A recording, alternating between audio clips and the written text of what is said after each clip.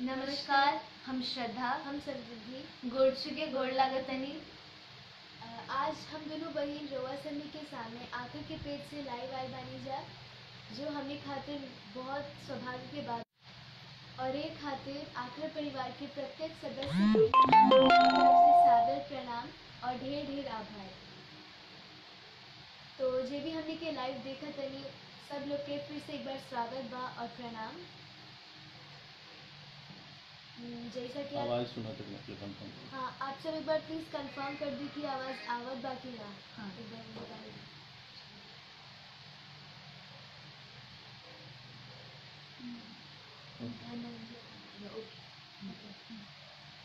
तो जैसा कि आप सभी जानते हैं, आज बॉलीवुड के महानतम कलाकार इरफान खान हम सभी के बीच में नहीं थी।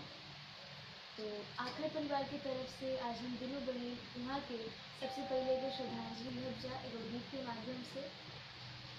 कलाकार के कोनो मजहब धर्म आजादी ना होला, कलाकार सबके खातिर एगो कलाकार होला जो सबके दिल में बसेला।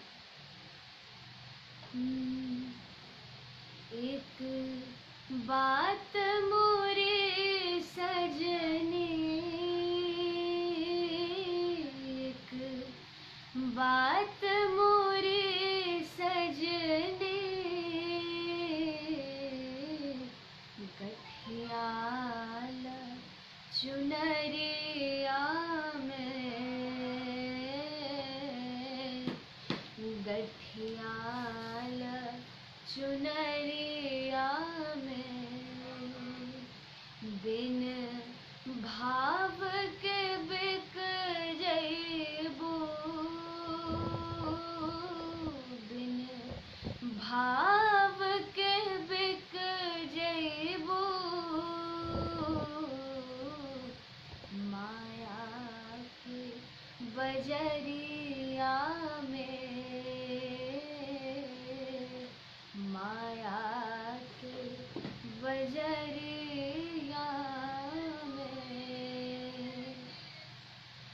मिली है बहुत संगी, दुई दिन के जवानिया में, मिली है बहुत संगी, दुई दिन के जवानिया में, मुँह ढाक चले जइबू, मुँह ढाक चले जइबू, चार गज के कफनिया में, चार गज के कफनिया में, चार गज के कफनिया।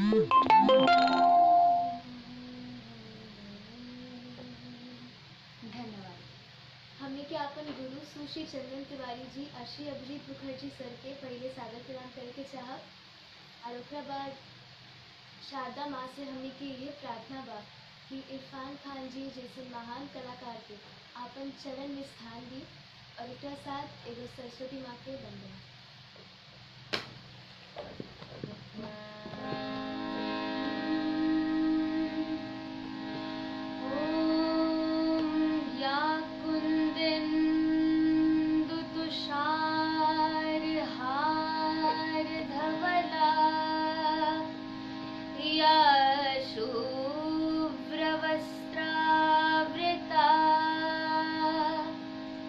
या वीणा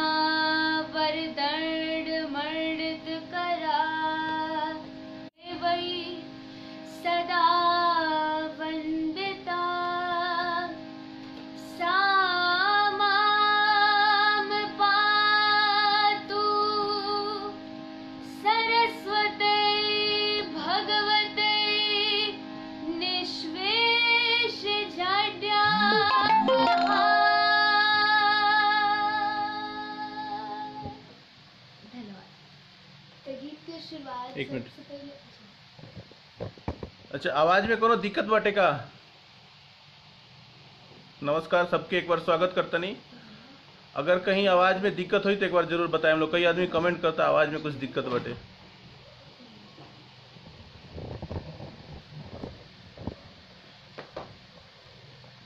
बोले ठीक है। तो गीत के शुरुआत सबको बोले शेयर कर देने। हाँ, तो अगर आप सभी के हमनी के लाइव अच्छा लगी तो शेयर करब ताकि ढेर सारा लोग हमनी के लाइव सुन सकी। और गीत के शुरुआत हमनी के एगो देवी पचरा से करब। पचरा के बोल हवे झूला लाई के रेशमिया के डोर भवानी मैया झूला। आवाज कम आवताटे। ठीक बा, ठीक बा।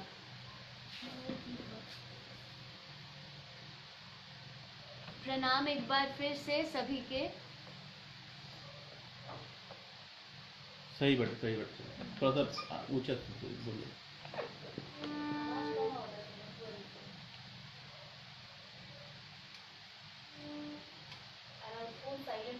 फोन साइलेंट रखी। हाँ, स्लो आवता है, कोनो दिक्कत नहीं है दोनों तरफ का। अच्छा, कैसे अब करें? ठीक है, चलो बड़ा आगे बढ़ो। कुछ करो। तो सबसे पहले शुरुआत एगो देवी पचरा से करब जा। पचरा के बोल हवे झूले ली हो मैया झूले ली। तो आशा बा आप सभी के अच्छा लगे। चंदन बुआ के गोड़ छू के गोड़ लागतनी और बाकी जो भी हमनी के लाइव देखतनी फिर से एक बार प्रणाम और स्वागत।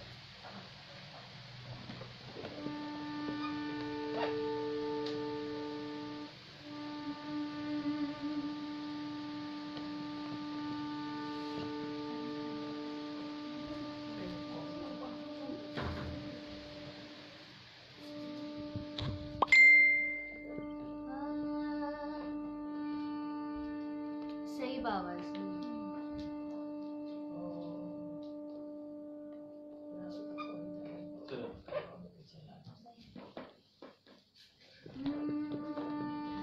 झूले ली हो मैया झूले ली।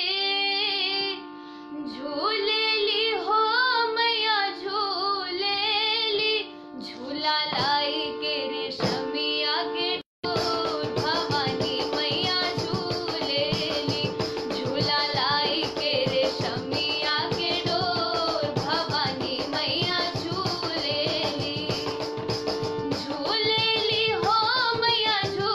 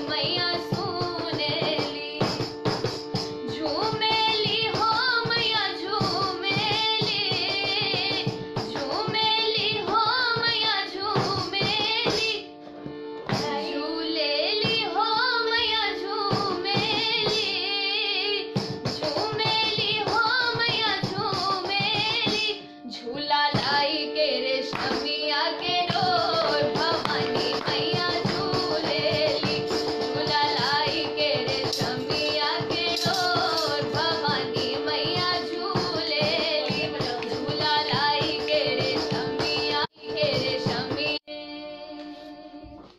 धन्यवाद। ई हमने के पहला प्रस्तुति रहल। अब एकरा बाद एक चलो बोलो।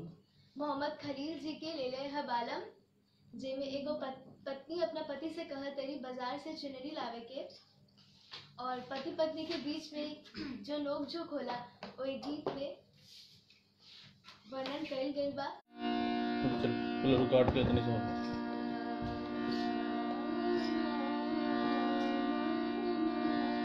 और ये देवेंद्र अंकल के फरमाइश रहे गीत, बोलो। हाँ, देवेंद्र अंकल जी के फरमाइश रहे ले ले है बालम। तो अगर आपके अच्छा लगे तो आशीर्वाद, और ऋषिकेश अंकल जी की भी फरमाइश रहे गीत, तो अगर आप सभी के अच्छा लगे तो आशीर्वाद दें और एक बार शेयर करने के लिए बोलो। और शेयर भी कर दें अगर अच्छा लगे तो। बाबा जी भी देखा था नहीं हम लोग के लाइव, हम बाजी अनिल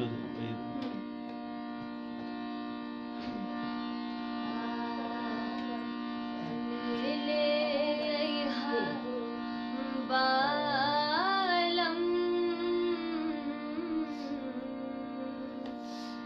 बजरिया से चूनरी, नात तरसा देब, हमहू देखा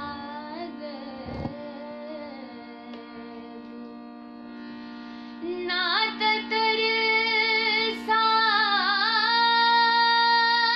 देब, हमहू देखा देब, से जरिया से अंगूरी ले ले है बलमू, बजरिया से चुनरी ले ले है बालम, बालम बजरिया से चुनरी, नात हमहू देखा दे, से जरिया से अंगूरी ले ले है बलमू, बजरिया से चुनरी ले ले है बालम, बालम बजरिया से चुनरी।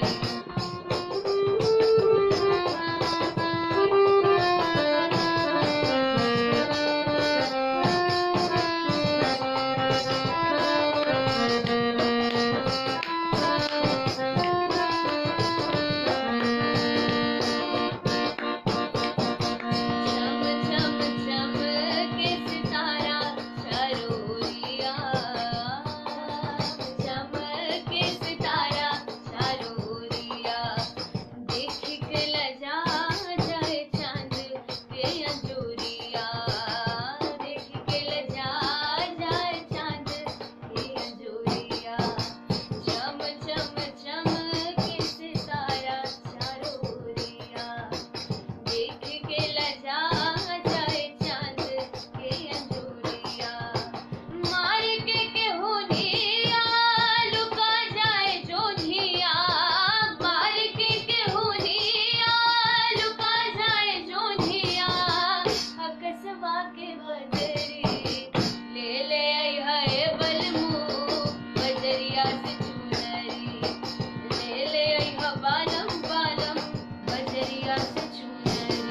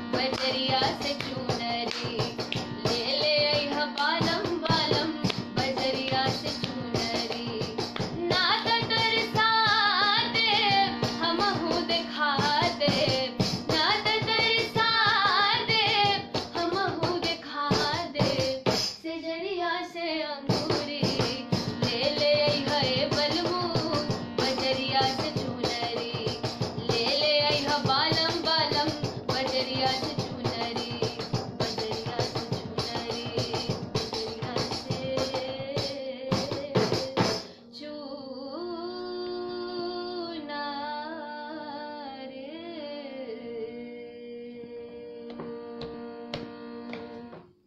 धन्यवाद। अब भोलानाथ गमहरी जी के लिखल और मोहम्मद खलील जी के गायले को दूसरा गीत जनी जा विदेशवा की ओर हमने के अब गायक जा जे भी हमने के लाइव देखा तनी बहुत बहुत धन्यवाद और फिर से एक बार स्वागत बा। जे भी हमने के लाइव देखा तनी बहुत बहुत प्रणाम और फिर से एक बार स्वागत बा आप सभी के। और अगर अच्छा लगे तो हमने के आशीर्वाद दी और लाइव के शेयर करें।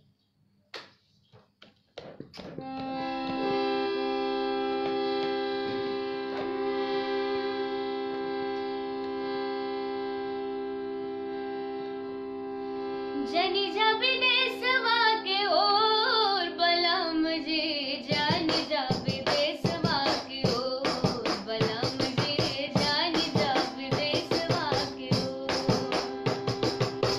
जनी जा विदेशवा के ओर बलम जी, जानी जा विदेशवा के ओर बलम जी, जानी जा विदेशवा के ओर।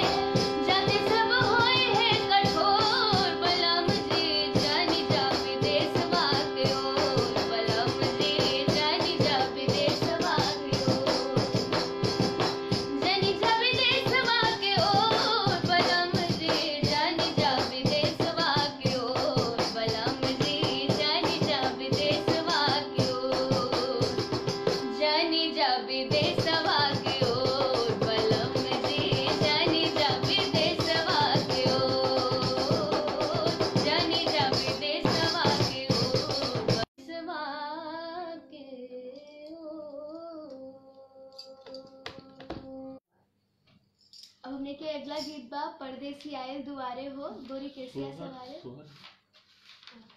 वहाँ पे देखो सीक्वेंस देखो।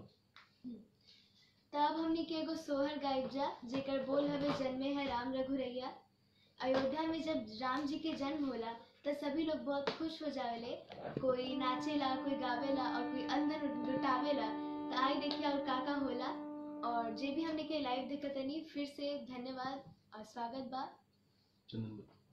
चंदन बुआ। हमने के आज हमने के जे भी गावत तनी जा जो भी थोड़ा और चंदन बुआ के ही सीखल बा, मतलब सिखावल बा, नहीं तो हमने के कुछ ना कर पाती जा। और अगला गीत बा सोहर।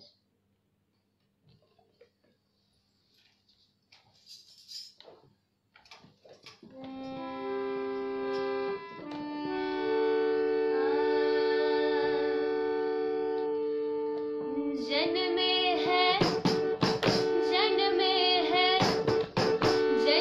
है राम रघुरैया, अवध में बाजे बधैया। जन्मे है राम रघुरैया, अवध में बाजे बधैया।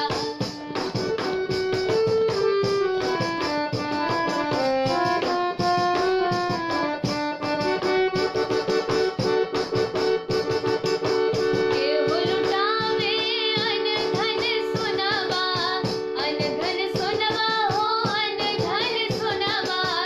केहू लुटावे अन धन सोनवा, अन धन सोनवा हो अन धन सोनवा। केहू लुटावे धेनु गैया, अवध में बाजे बधैया। केहू लुटावे धेनु गैया, अवध में बाजे बधैया।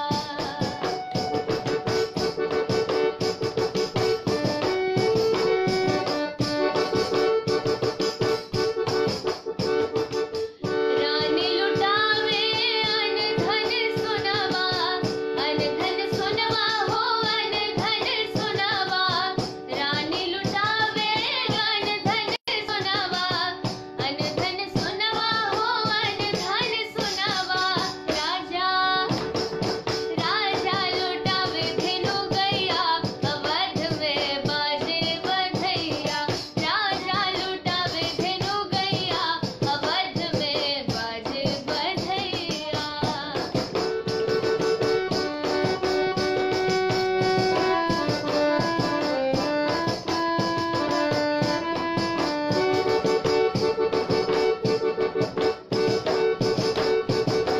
पहली बधाई वशिष्ठ मुनि ने दी, वशिष्ठ मुनि ने दी, वशिष्ठ मुनि ने दी। पहली बधाई वशिष्ठ मुनि ने दी, वशिष्ठ मुनि ने दी, वशिष्ठ मुनि ने दी। जुग जुग जुग जुग जिए रामैया, अवध में बाजे बधैया। जुग जुग जिए ललैया, अवध में बाजे बधैया। जन्मे है राम रघुरैया, अवध में बाजे बधैया। जन्मे है राम रघुरैया, अवध में बाजे बधैया। जन्मे है राम रघुरैया, अवध में बाजे बधैया। जन्मे है राम रघुरैया, अवध में बाजे बधैया। बाजे बधैया, बाजे बधैया। धन्यवाद। जे भी हमने के लाइव देखा तनी बहुत बहुत धन्यवाद। अगर अच्छा लगे तो हमने के आशीर्वाद दी। और चंदन बुआ जी लिखा तनी बेजोड़ सोहर, बहुत बहुत धन्यवाद बुआ जी। और जे भी हमने के लाइव देखा तनी अगर अच्छा लगे तो शेयर करी। अगला गीत परदेसी आयल दुआरे हो गोरी केसिया सवारे। और हाँ, बाहर से पति कमा के घर आवे तो उनकर जो प्रियतन बारी वो बहुत खुश होवेली, लेकिन परिवार और संस्कार के बंधन में बंधल बारी। तो आई उनकर दुविधा का बा एक गीत में सुनल जाए। बुआ जी के स्टिकी नोट्स बहुत काम आवता। ये हमनी के बुआ जी देले रहनी जा और आज एकर बहुत काम आवता। आशीर्वाद साथ में। हाँ, आशीर्वाद।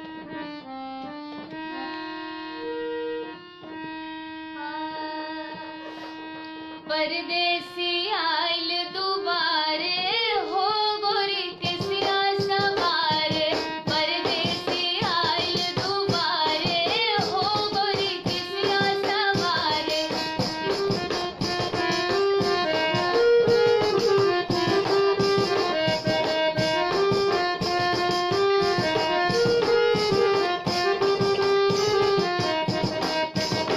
नाचला मोर जैसे पाके बदरिया नाचला मोर जैसे पाके बदरिया चनवा के पाई जैसे बिहसे चकोरिया चनवा के पाई जैसे बिहसे चकोरिया नाचला मोर जैसे पाके बदरिया चनवा के पाई जैसे बिहसे चकोरिया दिलवा झूमे तूती मारे हो गोरी के सिया सवारे दिलवा झूमे तूती मारे हो गोरी के सिया सवारे दिलवा झूमे तूती मारे हो गोरी के सिया सवारे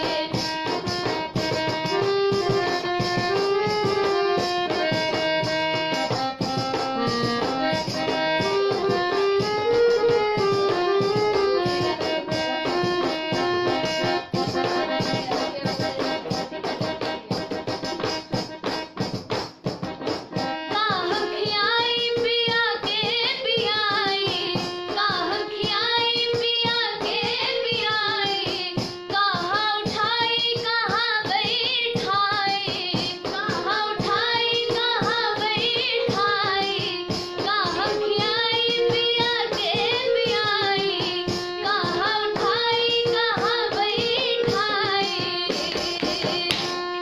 मनवा में मनवा में अपना विचारे हो गोरी के सिया सवारे मनवा में अपना विचारे हो गोरी के सिया सवारे परदेसी आइल दुबारे हो गोरी के सिया सवारे परदेसी आइल दुबारे हो गोरी के सिया सवारे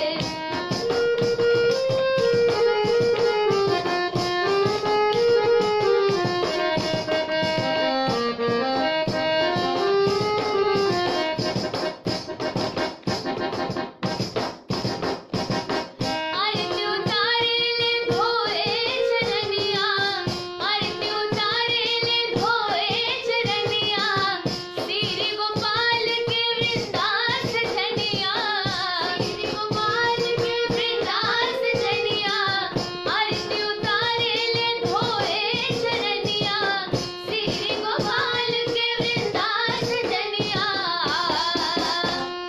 नैना करेली चारे हो गोरी के सिया सवारे नैना करेली चारे हो गोरी के सिया सवारे परदेसी आइल दुबारे हो गोरी के सिया सवारे परदेसी आइल दुबारे हो गोरी के सिया सवारे परदेसी आइल दुबारे हो गोरी के सिया सवारे के सिया सवारे के सिया सवारे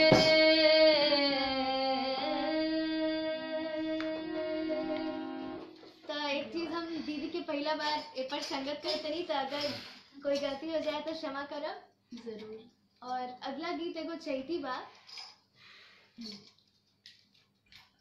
तई चैती जो हमनी के गायल बाई जा एकर बोल हवे बीती गईले असो के फगुनवा हो रामा भोलानाथ गमहरी जी के लिखल बा और चंदन बुआ के गीत यही ठैया मोतिया से प्रेरित बाटे तो अगर कोई गलती हो जाए तो हमनी के क्षमा करब